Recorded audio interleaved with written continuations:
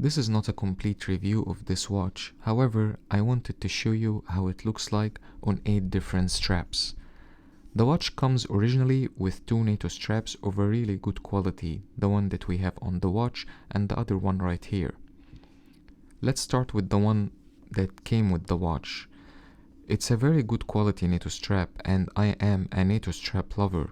It's thick yet comfortable. You can see the high quality from the keepers, the finishing, the texture and the material, and above all the wearability. I'm happy to report that it wears very comfortably. It looks elegant yet sporty. Let me show it to you on the wrist. Here how it looks like, and it's one of the best options actually for this watch.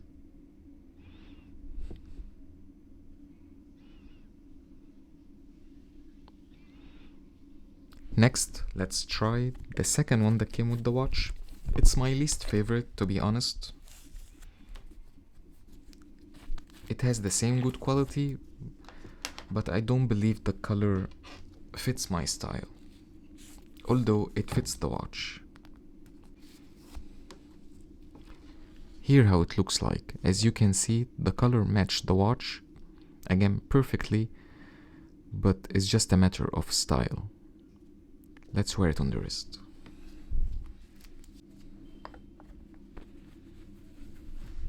Here how it looks like on my 6.75 inch. Again, a great option, it's just not my favorite. Maybe I'll give it another chance. Moving on. The coming strap is one of my favorites of all time. It's the Bond NATO strap. It was introduced with the Omega C Master 300 Master Coaxial Spectre Edition. I had the original edition of this watch, not the Spectre one. I couldn't resist to purchase the strap for it. I got this strap from Phenom NATO. They used to offer the best Omega alternative, quality-wise. However, I purchased this strap recently from them to add it to the other one I purchased 2 years ago, and it seems that the quality is not the same anymore. I emailed them and they said yes, they changed the supplier for the specifically Bond NATO, and they confirmed it will get softer by time, but it wasn't the case. I believe it looks so good, especially that this watch reminds me so much of this Omega I used to have. I sold the Omega because I always felt that the dial is missing something. It didn't look luxurious for me, it didn't look that expensive. It was all matte, sandblasted dial. It looked elegant but not luxurious. When this SPB239 was released, I was so excited because it eliminated my complaint with the Omega. It has a very dynamic dial, metallic indices, and it just looks so elegant. So let's try it on the wrist. Here how it looks like, and I believe it is one of the best options for this watch, but not my my number one favorite. It looks very good. Of course, one of the best thing about NATO straps is that you can change them really quickly and transform the look of the watch so easily. You just remove it with the spring bars in place and push the other one. The strap we have here is another one I got from Phenom NATO a long time ago. It is an extremely fine quality NATO strap. It's very soft yet thick and strong. It can handle the weight of the watch, but this is not a best matching color for the watch, honestly. It did look good on my SPB143, but not on this one. And here how it looks like.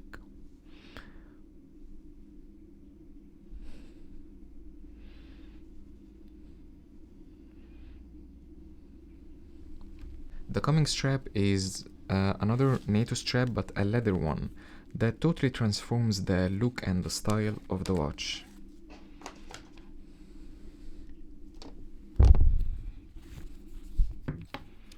I got this NATO strap from StrapsCo.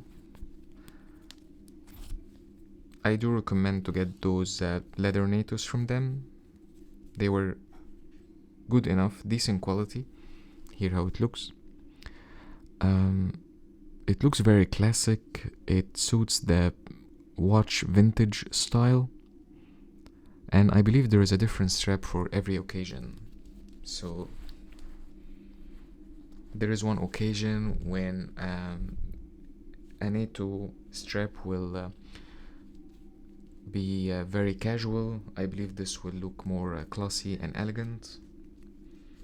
Not durable against water though. Here how it looks anyways. I believe it looks great on the watch, especially with the black keepers.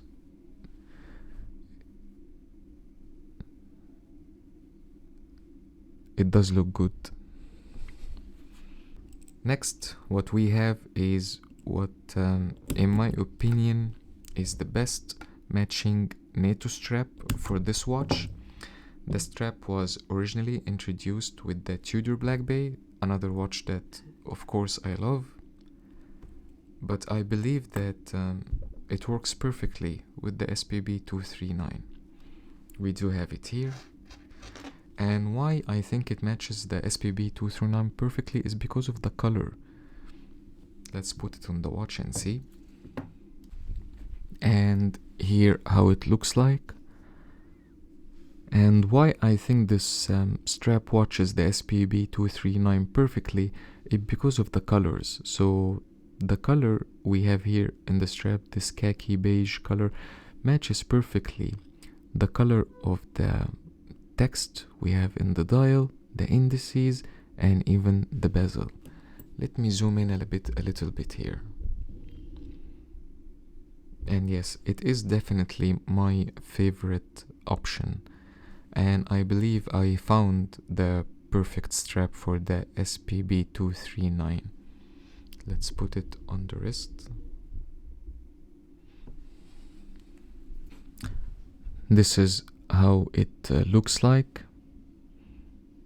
As mentioned, a perfect match. I really love this strap.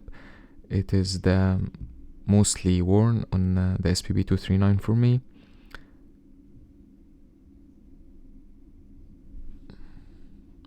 I bought this watch from the same supplier of this NATO strap, StrapsCo. However, I recommend the leather NATOs, but I don't recommend you guys to get this NATO strap from them, for the reason that they are advertising this NATO strap on their website as a NATO strap.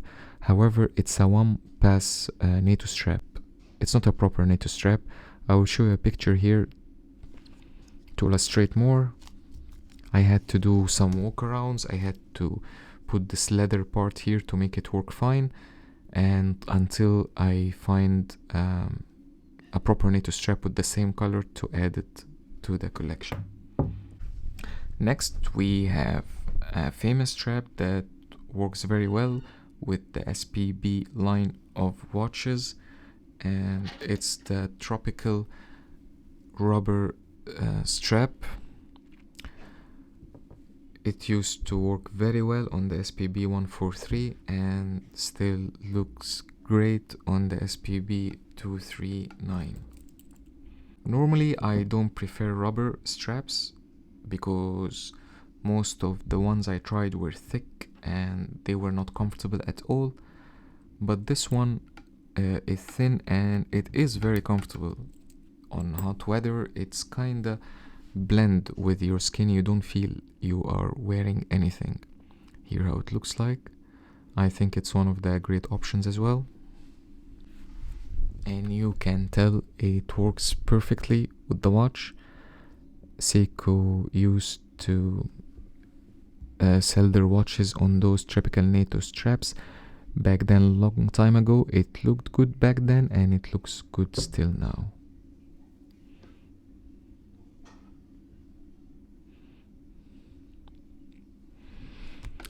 Okay, last but not least is the stainless steel bracelet. Of course, having a drilled lug holes makes changing straps so much easier.